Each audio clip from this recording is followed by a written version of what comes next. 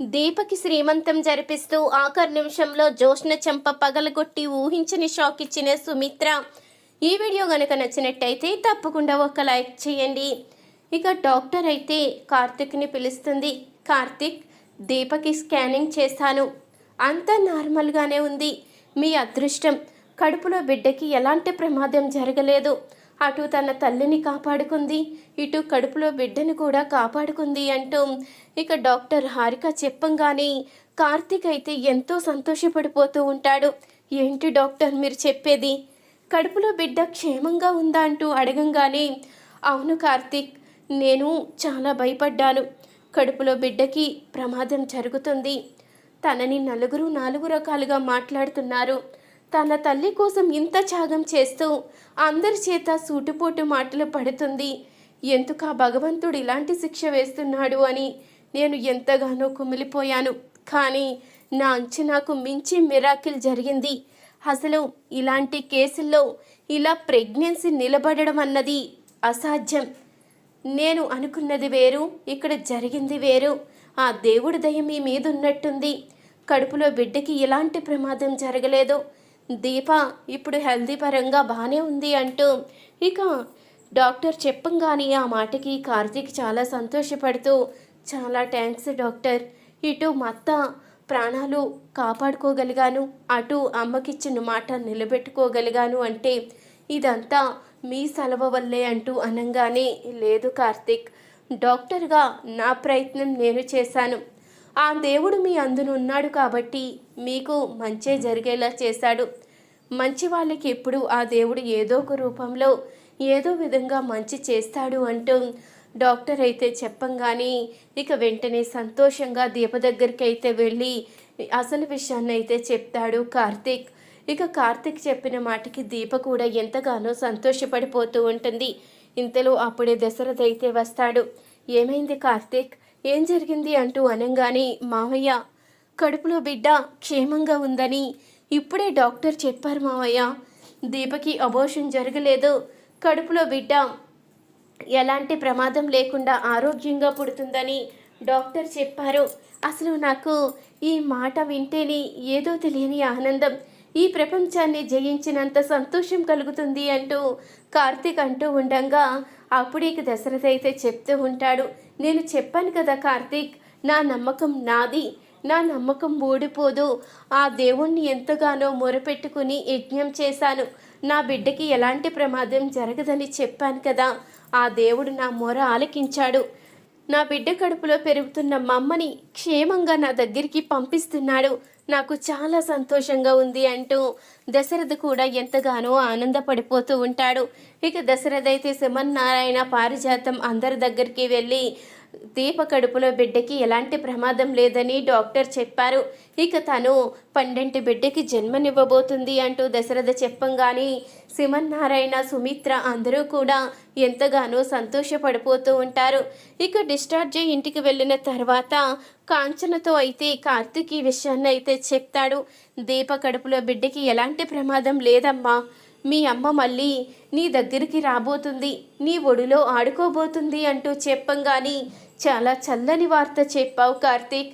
నేను ఇప్పటి వరకు ఆ బిడ్డకి ఏం జరుగుతుందో, నాకు మా అమ్మని చూసుకునే అదృష్టం లేకుండా చేస్తున్నాడు ఆ దేవుడని ఎంతగానో బాధపడ్డాను. నా మొర ఆలకించి ఆ దేవుడు దీప కడుపులో బిడ్డకి ఎలాంటి ప్రమాదం లేకుండా చూశాడు. నాకు ఇంతకన్నా ఏం కావాలి? ఇంక ఏమీ అవసరం లేదు. ఆ బిడ్డ పుట్టంగానే దాన్ని కంటి పాపలా చూసుకుంటాను.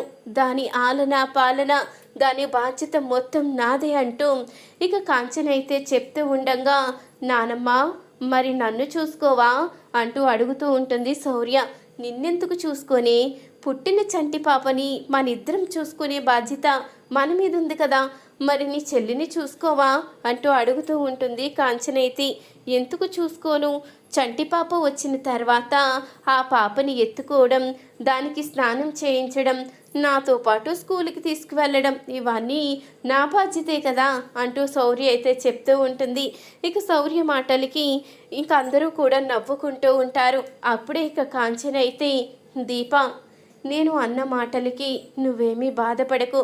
నేను ఆ రోజు ఏదో బాధలో నిన్ను అనరాని మాటలన్నీ అన్నాను, అది శౌర్య కారణంగానే అంటూ ఇక కాంచన అయితే అంటూ ఉండంగా, నాకు తెలుసత్తయ్య, మీ స్థానంలో ఎవరున్నా అలాగే మాట్లాడేవారు. మీరింకా చాలా మంచివారు కాబట్టి ఆ మాటలతోనే వదిలేశారు. వేరొకరైతే ఎట్టి పరిస్థితిలో క్షమించరు అంటూ దీప్ అయితే చెప్తూ ఉంటుంది. సరేనమ్మా, వెళ్ళి రెస్ట్ తీసుకో అంటూ కాంచన అయితే చెప్పి ఇక దీపని లోపలికైతే పంపిస్తుంది. ఇక ఆ విధంగా కొన్ని రోజులకి ఇక దీపకైతే శ్రీమంతం చెయ్యాలని సుమిత్ర అయితే నిర్ణయించుకుంటుంది. అప్పుడే ఇక ఈ విషయాన్ని దశరథతో అయితే చెప్తుంది. మనం దీపకి శ్రీమంతం చేద్దామండి అంటూ అనంగానే, చాలా మంచి ఆలోచన సుమిత్ర, ఇప్పటి వరకు ఈ ఆలోచన నాకు కూడా రాలేదు. సరే, అన్ని ఏర్పాట్లు చేద్దాము అంటూ ఇక అనంగానే, సరేనండి, అన్ని ఏర్పాట్లు నేను చూసుకుంటాను, అందరినీ పిలవచ్చు, అలాగే వదినతో కూడా ఈ మాట చెప్పాలి అంటూ కాంచనకి అయితే ఫోన్ చేస్తుంది సుమిత్ర. వదిన, నేను దీపకి శ్రీమంతం చెయ్యాలి అనుకుంటున్నాను అంటూ అనంగానే, చాలా మంచి వార్త, అసలు నా కోడలికి పుట్టింటి వాళ్ళు లేరు కదా, శ్రీమంతం ఇక్కడే చేద్దామా అని నేనే ఆలోచిస్తున్నాను అంటూ ఇక కాంచన అయితే చెప్తూ ఉంటుంది. ఆ మాట ఇంకెప్పుడు అనకు, పుట్టింటి వాళ్ళం మేమున్నాం కదా, పుట్టింటి తరపున ఏం కావలసిన దీపకి మేమే చెయ్యాలి అంటూ సుమిత్ర అయితే చెప్తుంది. నేను పంతులు గారిని అడిగి ముహూర్తం కూడా పెట్టించాను, రేపు మంచి ముహూర్తం ఉందని చెప్పారు, రేపు ఉదయాన్నే దీపని తీసుకుని వచ్చేస్తే శ్రీమంతం జరిపిద్దాము అంటూ అనంగానే, సరే వదిన, ఖచ్చితంగా దీపని తీసుకుని వచ్చేస్తాను అంటూ కాంచన అయితే చెప్పి ఎంతో సంతోషంగా ఫోన్ పెట్టి కార్తిక్కి దీపకి విషయం అయితే చెప్తుంది. ఇక కార్తిక్ దీప ఇద్దరూ కూడా చాలా సంతోషపడుతూ ఉంటారు. ఇక అనుకున్న విధంగానే శ్రీమంతం ఏర్పాట్లు అన్నీ చాలా ఘనంగా అయితే ఏర్పాటు చేస్తారు. ఇక దీపనైతే శ్రీమంతానికి సుమిత్ర దగ్గరుండి ఎంతో అందంగా ముస్తాబైతే చేసి ఇక శ్రీమంతం కూర్చులో అయితే కూర్చోబెడుతుంది. ఇక అందరి చేత అక్షంతులు వేయించి ఎంతో ఘనంగా జరిపిస్తూ ఉంటుంది శ్రీమంతం. అప్పుడు ఇక జోష్నైతే కోపంతో, ఏంటమ్మా, ఏదో నీ కన్న కూతురికి శ్రీమంతం చేస్తున్నంతగా మురిసిపోతున్నావు, అయినా దీపకి శ్రీమంతం చేయడం ఏంటి, అదేనా నీ కన్న కూతురా, నీ కన్న కూతురిని నేను, ఈరోజు ప్రాణాలతో నువ్వు ఉన్నావంటే దానికి కారణం నేను, అలాంటి నన్ను పట్టించుకోవడం మానేసి ఆ దీపని ఎంతో అపురూపంగా చూస్తున్నారు, నన్ను కనీసం పట్టించుకోవడమే మానేశారు, అసలు మీ కన్న కూతురు దీపానేనా, ఈ శ్రీమంతం చేయడం ఏంటి, నాకు అసలు ఇష్టం లేదు, ఇప్పుడే శ్రీమంతాన్ని ఆపేయండి, చెయ్యడానికి వీల్లేదు అంటూ జోష్న అయితే అంటూ ఉండగా, అప్పుడే సుమిత్ర అయితే జోష్న చెంప అయితే పగలగొడుతుంది.